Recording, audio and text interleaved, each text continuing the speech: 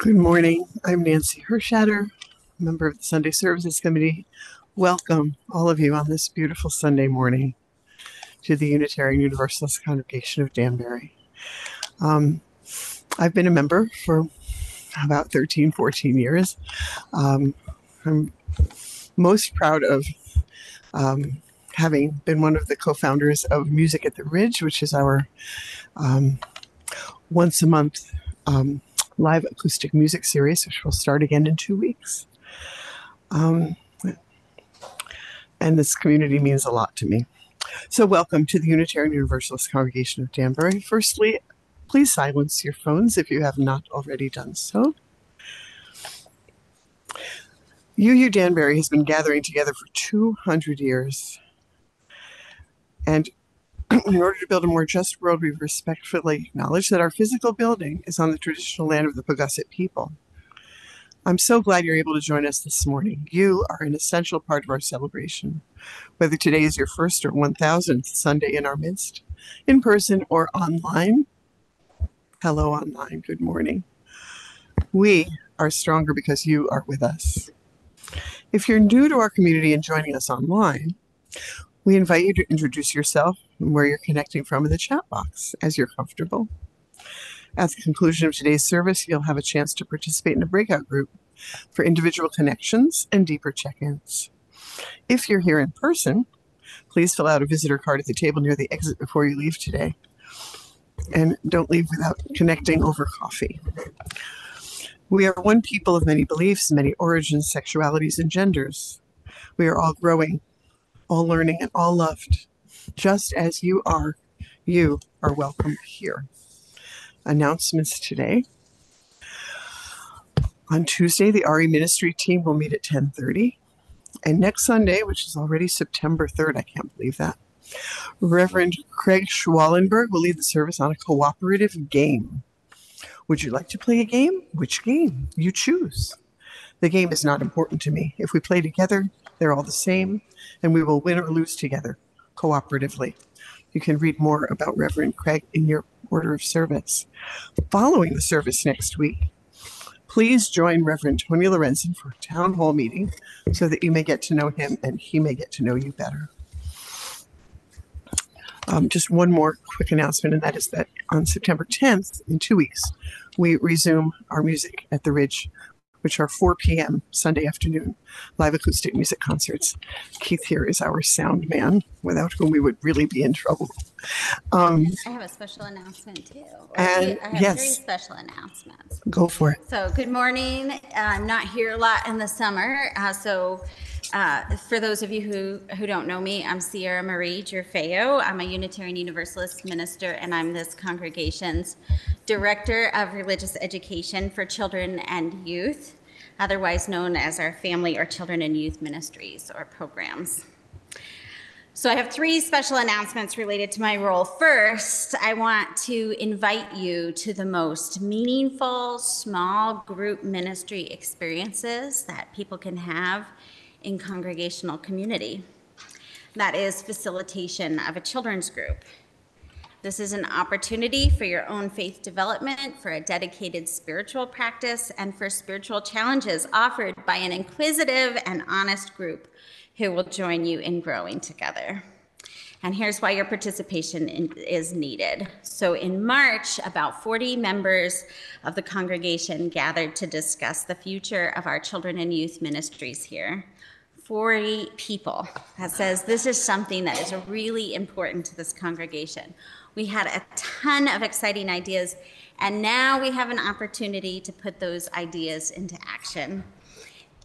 And we also have an opportunity to welcome the families with young children who have been visiting us since spring. A number of you have come forward to say you can do some short-term things and small commitments, and this help is appreciated. Please know that I'm grateful, and I'm also so excited and tremendously eager to work with the few of you who have volunteered for some bigger commitments. But if we're going to pull off even a small fraction of what we talked about in March, and if we're going to provide that great welcome in September when our program year begins, I'm going to need 6 more people who can make just an 8.5-month commitment to being here, being with the kids twice a month. 8.5 months is not a long time to commit to this meaningful spiritual practice, and this is also how the future of the congregation's ministries for children and youth will be decided. This is a moment of decision. I do need to screen potential volunteers. You need to have been attending for at least 6 months. We'll need to talk about the best fit and role for you, and I need to get you trained for that role. We also need to get you a background check. So there's a lot to do, and if I don't have enough volunteers, I need time to cancel programs and communicate that with families. So please spread the word. This is not the time to wait to get in touch with me. If this is the week for people to tell me if this is something that they want to do.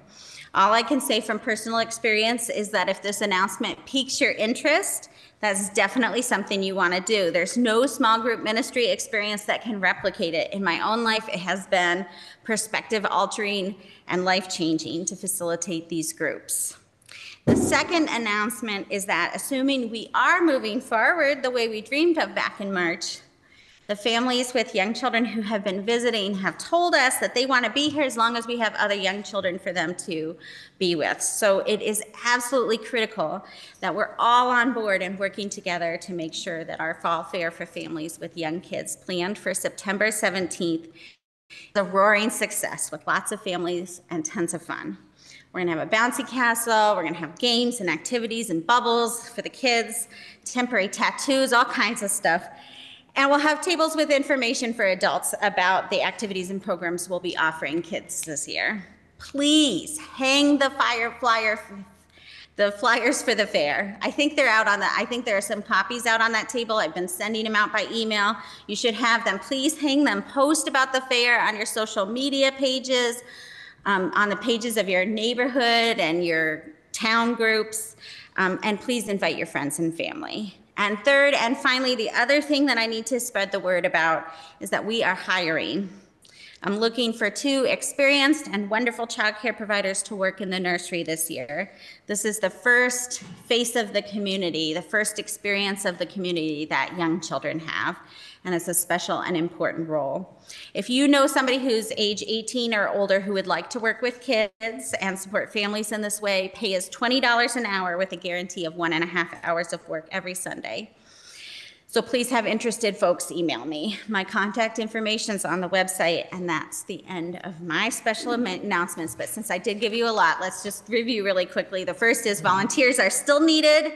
The second is please help spread the word about our upcoming informational fair. And the third is please help spread the word that we're hiring in the nursery.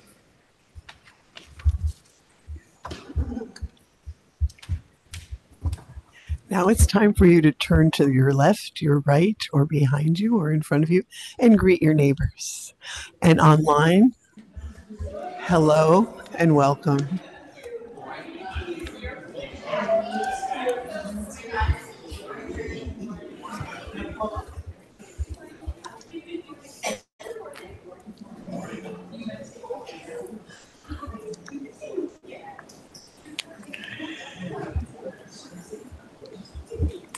And then join us, rising as you are able, in our hymn of welcome, number 188. Come, come, whoever you are, the words will be on your screen.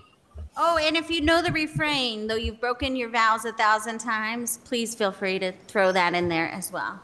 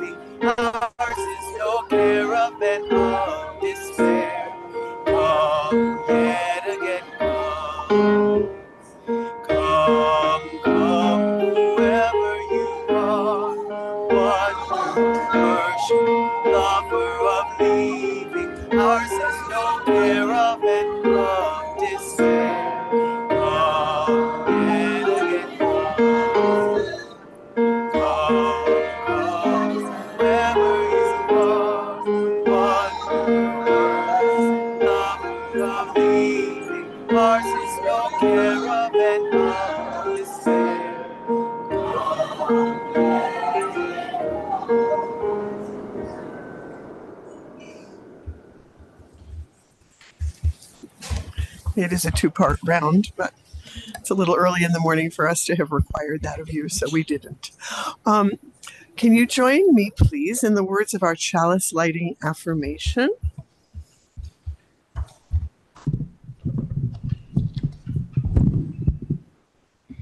Thank you.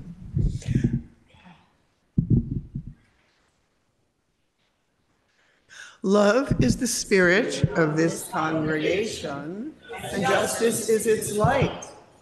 This is our covenant, to dwell together in peace, to seek and speak the truth in love, to help one another and celebrate life.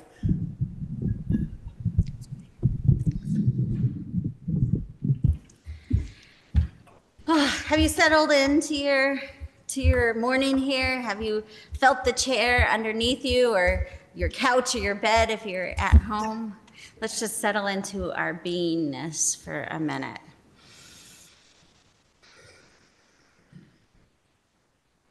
It is good to be together. Let's say our children's affirmation. The words are in the order of service or on the screen. We are Unitarian Universalists. We are people with open minds, loving hearts, and helping hands. We care for the earth and each other. Okay, how many people in the room are fans of cats? I don't mean the show, I mean the actual animal. Okay, we've got a few, we've got some. Today's story is a meditation on a cat. Our cat fans will appreciate it, of course, but if you're not a fan of cats, the meditation will have something for you too, I promise this. So let's start. It's called They All Saw a Cat by Brendan Wenzel. The cat walked through the world with its whiskers and ears and paws, and the child saw a cat, and the dog saw a cat, and the fox saw a cat. Yes, they all saw a cat. The cat walked through the world with its whiskers, ears, and paws, and the fish saw a cat. And the mouse saw a cat. And the bee saw a cat. Yes, they all saw a cat. The cat walked through the world with its whiskers, ears, and paws, and the bird saw a cat, and the flea saw a cat, and the snake saw a cat, and the skunk saw a cat, and the worm saw a cat, and the bat saw a cat. Yes, they all saw a cat, a child and a dog and a fox and a fish and a mouse and a bee and a bird and a flea and a snake and a skunk and a worm and a bat. The cat knew them all, and they all knew the cat. And the cat walked through the world with its whiskers and ears and paws. Then it came to the water, and imagine what it saw. So ends the story in our meditation on a cat. Let's sing this little light of mine.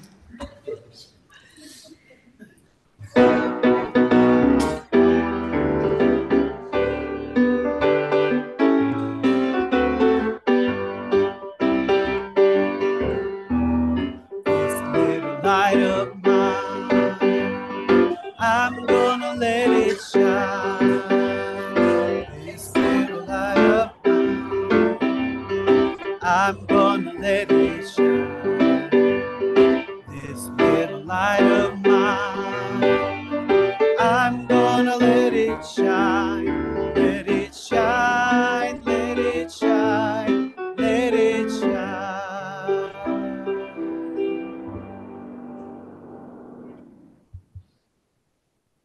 Gathered community is precious, remarkable, and if we allow it to do its work, transformative. Welcome into this place and time together where there is room, not just for the parts of us that are together, not just the neatly packaged parts of us that we would bring to work or post on a dating site, but for our fuller humanness. Not just for the everyday surface level exchanges, but for the fuller enthusiastic celebrations of joys which are too good to be kept to ourselves, and the carrying together of sorrows that are too great to carry alone. In the coming year, we'll probably have some conversations about covenant. As the Unitarian Universalist Association of Congregations voted this June to spend a year trying on a new covenant, different from the one listed on the back of your order of service, not with 8 principles, but with some values that call us to direct action in the middle of life's messy ups and downs, joys and sorrows, great hopes and deep fears. In some poetry I know I've shared with you from my colleague, the Reverend Julian Jamaica Soto, in the book, Spilling the Light. Some people are used to keeping rules. Don't cross the street. When the light is red, only sensible. It turns out that keeping rules is not the same as keeping covenant, which asks us instead to keep our promises. To what have we promised ourselves? To this moment in time and place. To this community and even tenderly interconnected, this planet. We promise ourselves to the idea that we are each and all human beings. We promise that there is something moving between us that we cannot tame and cannot measure. The chalice is a reminder that the flame we keep inside us cannot light the way. The light must spill to shine. The thing you must be is yourself, unadulterated, shedding the willingness to journey alone as though you are made of something hard and unforgivable. You are human. You belong right here, right now. And together we will chase away the sickness, the secrets, and leave only the open possibility that the future is a space for growth. So ends the poem, and so we turn to being a transformative welcome for one another, no longer journeying alone. At this time in the service, we hold together in community the milestones that week by week mark our lives. If you have a joy or sorrow that you wish to acknowledge but not share aloud, I invite you to come forward and drop a stone in the bowl of water on the chancel table to represent your milestone, where its ripples can be witnessed without having anything been spoken. For those of you online, you might also type an X in the chat as a symbolic stone to acknowledge your unspoken joys and sorrows in this community. Please come forward for silent milestones now.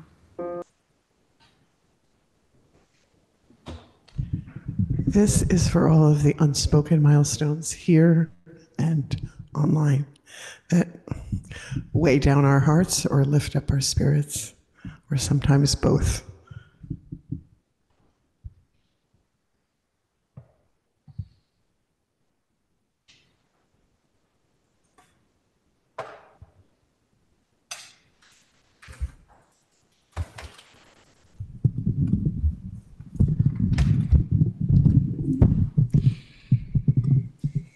In the coming moments of silence, we seek to hold in our hearts all those who are overcome with joy and those who are in trouble or in distress. and we seek to listen to the still, small voice that is within each of us. We'll enter into and exit from the silence with the sound of a bell.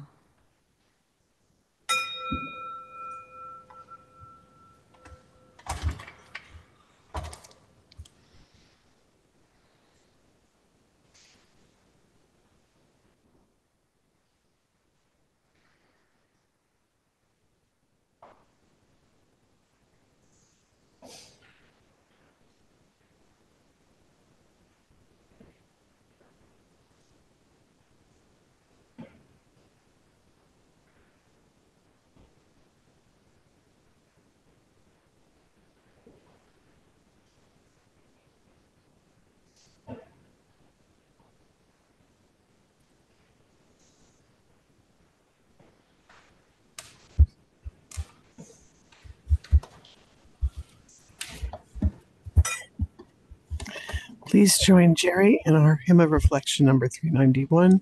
Words on your screen, voice still and small. Oh, it has some pauses in it, so I've asked Jerry to sing it once through for us, and we can join him the second time.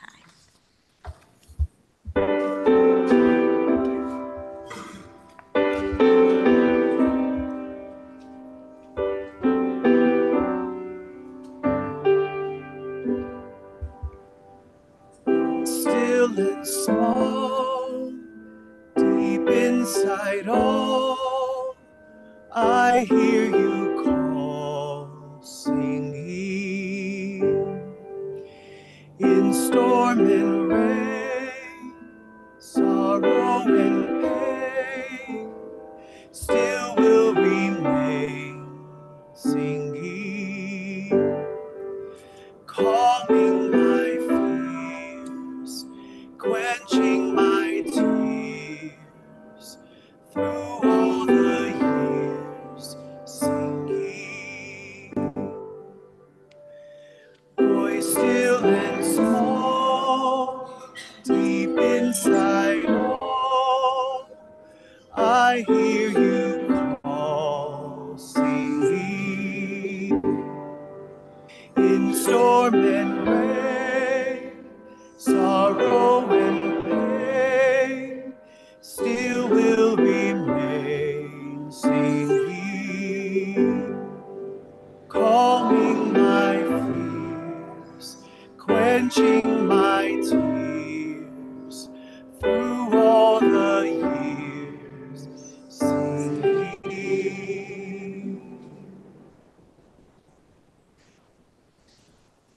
Our reading, and then we'll do the offertory. Our reading is yet another poem from the Reverend Julian Jamaica Soto. Unitarian Universalists love to sing, "We are no caravan of despair," just like we did this morning, which I get. It came from Hafiz, or if that is not a real attribution, the shadow canon of Coleman Barks, or the person who works from home writing fortune cookie fortunes in their pajamas serves just as well. Bless the truth, how it comes. I can't sing that anymore, though, without thinking of the people walking toward America, having been plundered of the earth beneath them by systems of imperialist capitalism. They travel inch by inch, day traveling toward the mouth of danger, toward the barrel of a gun, and that is less danger. Bless the truth, how it comes. I want to know if Unitarian Universalism is strong enough to act itself into new ways of being and new imaginings. What if the way that we have been has meant that the public practice of white supremacy has privately passed on the cost of dehumanization to Black folks, people of color, working class folks, queer and trans folks, disabled folks? Should not our accounting toward justice touch that sadness, a soft heart moving near to repentance? Bless the truth, how it comes. I need you to know that this week the caravan walking toward America had a baby born. So much black hair and teensy baby nose is more regeneration than despair. But their despair is more than ideological. It is every motion, living dread that comes closer to the border. Mercator's lies and dreams. Bless the truth how it comes. The baby's name is Guadalupe. Bless the truth how it comes.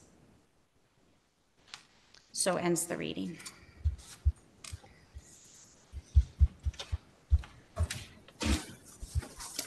And now it's time for our congregational offering. If you're with us for the first time, your presence here, virtual or actual, is your gift to us. Members gathered here in Fellowship Hall, please express your generosity as our greeters circulate the donation basket. Those online may click a link posted in the chat to make a donation or pledge. You may also mail a check to UUCD at 24 Clapperbridge Road, Danbury, 06811. As we create this holy place together, thank each of you for doing your part to support and sustain this community we so love.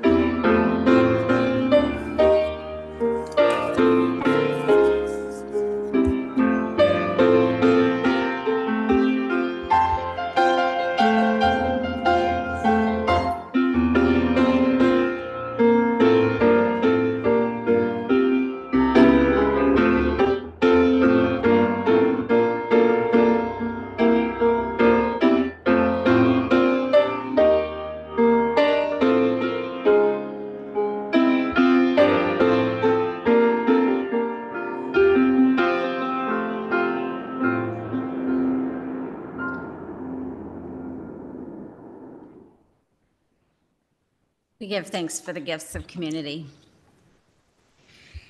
It can be pretty easy to start a false fight.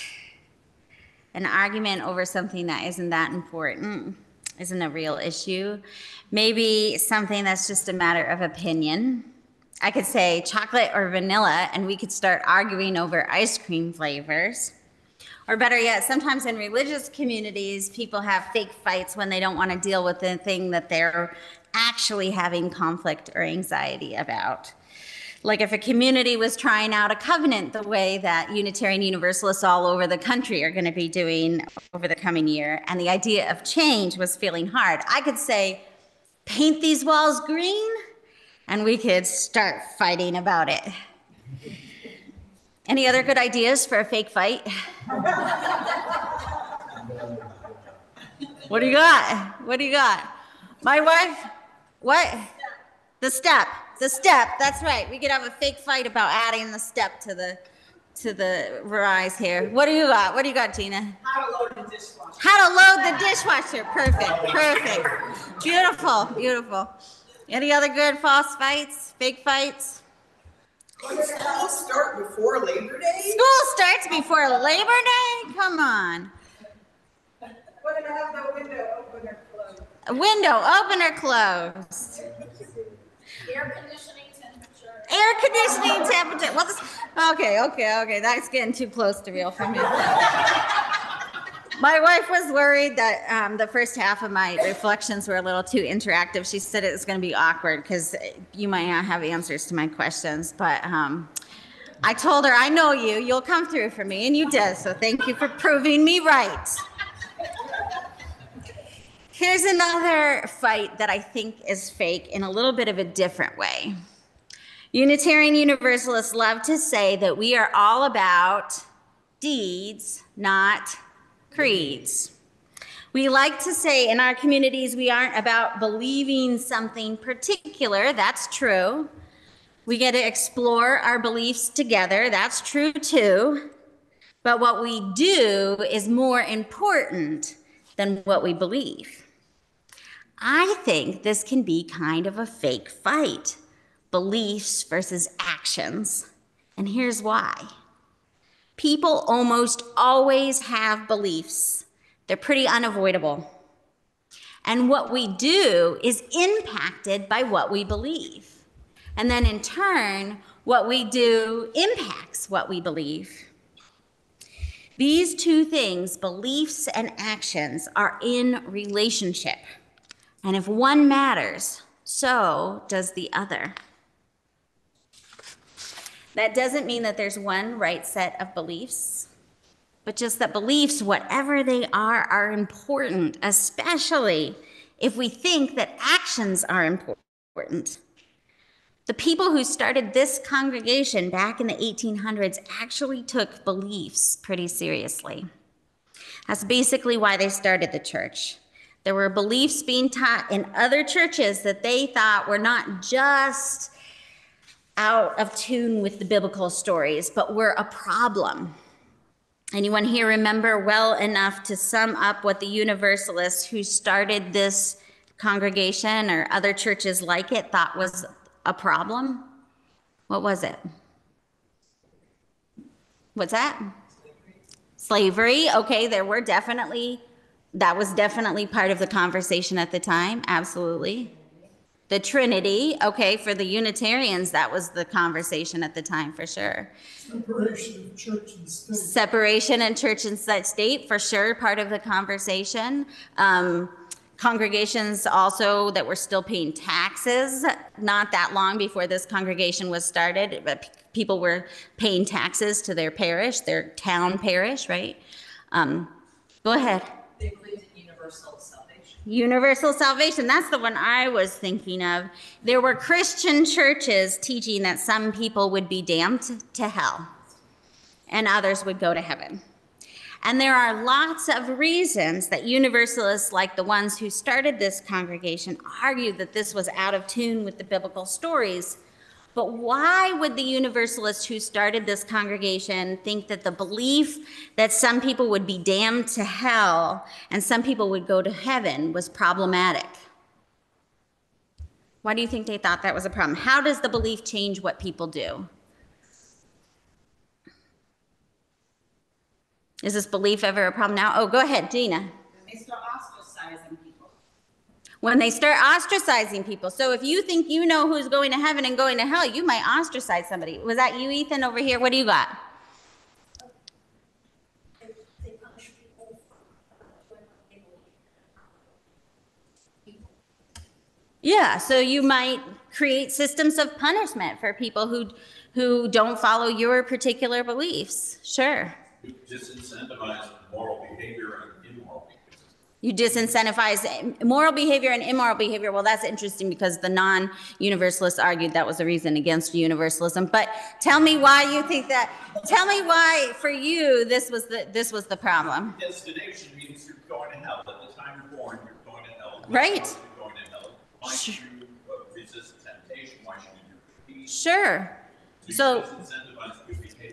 So the Calvinists thought, hey, we know, like you're predestined. You're either born going to heaven or going to hell. You're already, before you even get a chance in life, you're already predestined to heaven or hell. And so it can disincentivize moral behavior. Sure.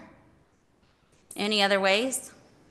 I mean, I certainly see it now in the anti-trans and anti-LGBT rights legislation. That's certainly part of the rhetoric that's feeding that. And on the flip side, just out of curiosity, so we can show a little empathy for the Calvinists, why do you think the non-universalist Christians might have worried about people starting this church? Why might they have worried that the universalist belief in the universal salvation rather than some people being damned to hell was a problem? You disincentivize moral behavior. She's got it. You disincentivize moral behavior. Right. Because the idea is, even the Calvinists thought you could tell who was going to heaven, right, based on how they behaved and what they were blessed with. You see this also, this same thread coming up in certain theologies now that attribute material blessing to the blessing of God. Okay, what else? Shrinking tax base. I'm sorry? Shrinking tax base. A shrinking tax base. If your tax is being funded by, I mean, if your church is being funded by your tax base, is that what you're thinking? I'm thinking that if people are seduced to a different Yeah. worshiping, Sure. you're losing parishioners. That's right. Okay, so if you're losing parishioners, what else? Well, one of the worries of the time was if a church preached that everyone was going to end up in heaven, it would mean it wouldn't matter what people believed. It wouldn't matter, in fact, whether someone was Christian. Well, here we are, some 200 years later after this congregation has been started, and sure enough, I'm Christian, but you may not be, and that is part of what makes us a Unitarian Universalist community. The critics were right in saying this would happen. But where this was a worry for them, for us, it's become something to celebrate. However, it may also be a reason that we say things like deeds, not creeds, or what you do is more important than what you believe. Because we made room for a variety of beliefs by acting, at least in one significant way, like beliefs don't matter. And yet, we still tell stories. And that means we are still making sense of things. We're still making meaning. We're still developing beliefs. And if we're not practiced as a community about taking seriously the beliefs that we're developing, we can get pretty sloppy about the kinds of stories that we tell in our community and the meaning we make of those stories and the beliefs that come out of the meaning we make. This matters precisely because we care so much about deeds. We care about the kind of world we build together, and our beliefs and our actions are in relationship. So supporting one another in deep, thoughtful, precise, rather than sloppy belief work, even if we end up believing totally different things, is important. No surprise, right, that I'm arguing this. Someone who comes up here and tells a story in this room on more Sundays than not. And I think that we need to take them seriously, those stories, and the meaning that we make from them. Okay, it's not a surprise. But it's what this service is inspired by. The goal of practicing deeper work around the ways we think and what we each believe.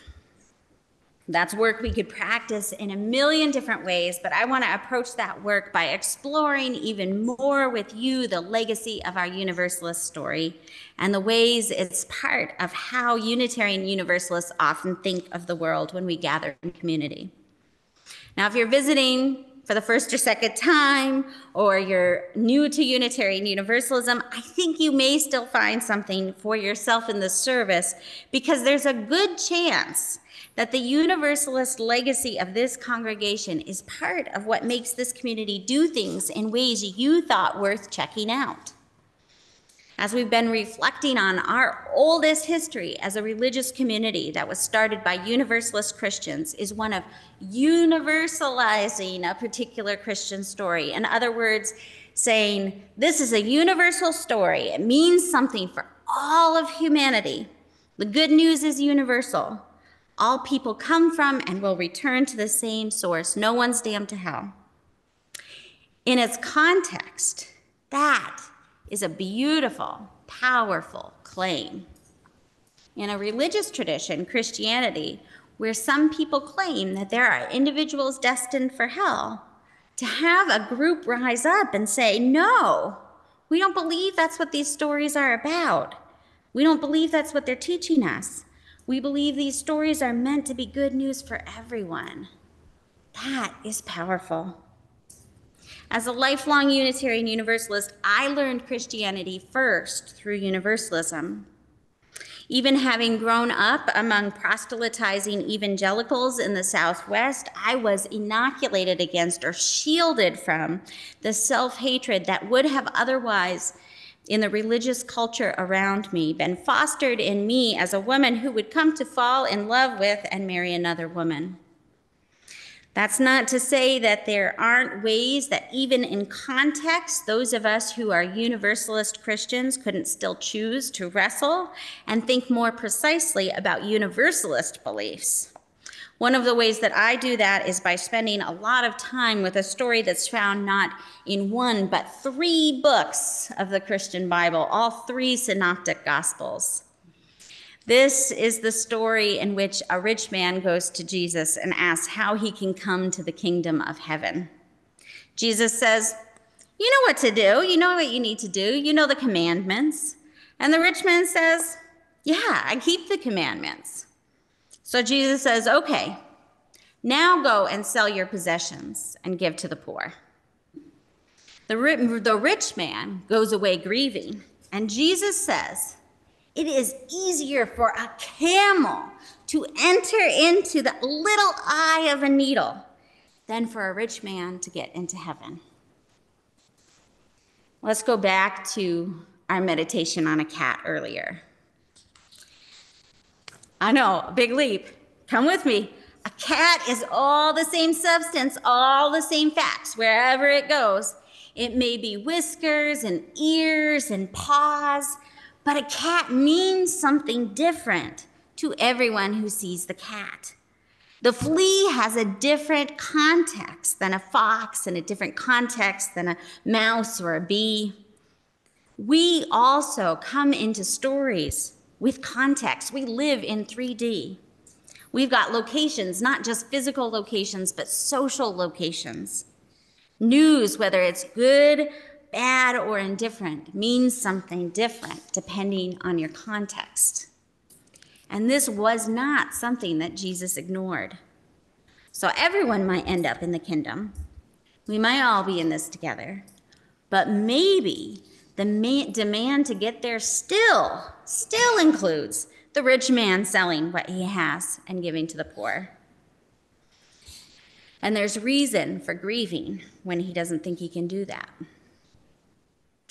Just as importantly, the story of the kingdom of heaven getting universalized also means something different if you are Christian and if you're not. Some of you may be ready for me to be done with this story because the question of whether some people are damned to hell isn't one of your questions. But that legacy of universalizing stories from particular contexts runs as strongly and commonly among Unitarian Universalists who aren't Christians as those who are. It's pretty common for Unitarian Universalists to dismiss religious differences by saying things like, every religion is basically about the same thing, and then to name several of the things we like religion to be about. They're all about loving our neighbors, or they're all about trying to be good people. But there are real differences. This congregation talks with fondness about an old curriculum for kids called Neighboring Faiths, a year of learning about various faith traditions. This year, we're hoping to start with a first experiment adapting some more recent versions of the curriculum for an intergenerational group so that adults can join in the learning. We're going to call it Neighborhood Bridges. If all religious traditions were really just cultural artifacts of the same exact efforts, this curriculum wouldn't be helpful for us. Wouldn't be helpful for us in better understanding religious conflicts and true differences in the world and how people think about the world.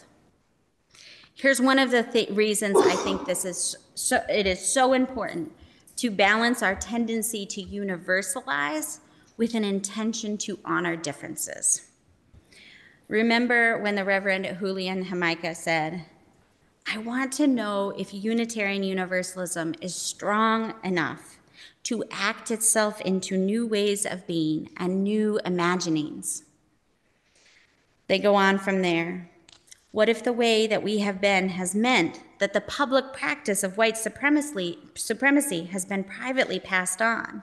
The cost of dehumanization has privately passed on the cost of dehumanization to Black folks, people of color, working class folks, queer and trans folks, disabled folks, end quote. We can't perceive the functioning of white supremacy in our culture when we make differences disappear. In other words, making differences disappear is a magic trick that hides participation in white supremacy, which means we can't build something different. Reverend Julian Jamaica gives us reason to linger before singing a song with a universal declaration like, "Come, whoever you are," which we've eagerly attributed to Rumi, and consider context. Consider the places people are coming from and moving toward. Consider that we are living in 3D. This is the place where, as we'll sing in a few moments in a song, perhaps with its own reasons for pause, a new prophetic voice arises, demanding a deeper justice built by our courageous choice. Is there universal good news? Yes and no. And the work of sorting out the complexities of that answer is part of the work of figuring out how to build a better world together. So may we begin that work.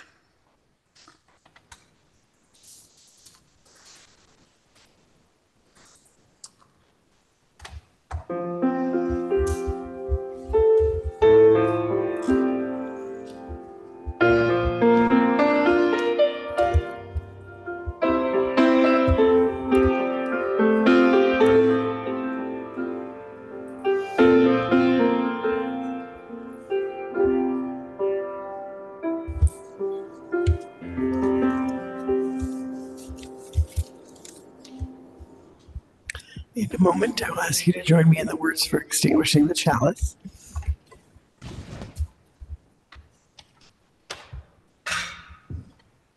We extinguish this. What a team. We'll say it anyway. She extinguished this flame, but not the light of truth, the warmth of community, or the fire of commitment. These we carry in our hearts and out into the world until we are together again. Let's sing our hymn of celebration, number 1028, Fire of Commitment. Rise as you wish and are able. From the light of days remembered, burns a beacon bright and clear, guiding hands and hearts and spirits into faith set free from fear. When the fire of commitment sets our mind and souls ablaze, when our hunger and our passion need to call us on our way, when we live with deep assurance of the flame that burns within, then our promise finds fulfillment and our future can begin.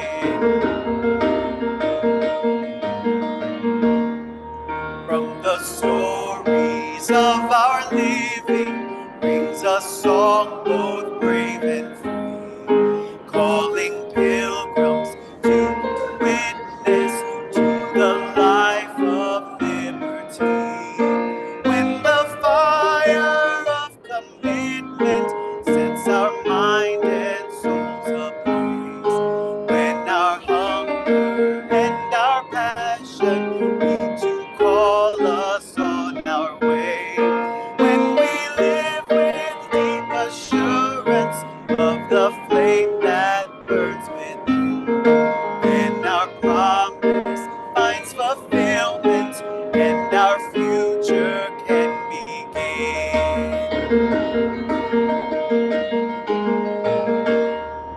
From the dreams of youthful vision comes a new prophetic voice, which demands a deeper justice built by our courageous choice.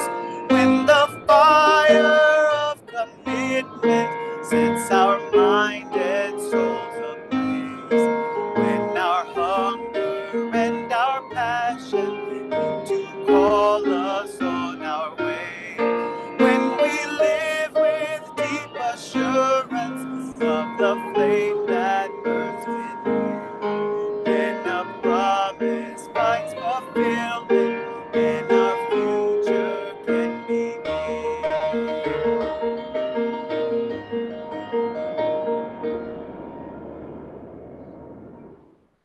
words for blessing as we close this hour from the Reverend Cynthia Landrum. We have gathered this community. We leave this gathered community, but we don't leave our connection, our concerns, our care for each other, our service to each other and to the world and to our faith. It all continues. Until we are together again, friends, be strong, be well, be true, be loving. So may it be.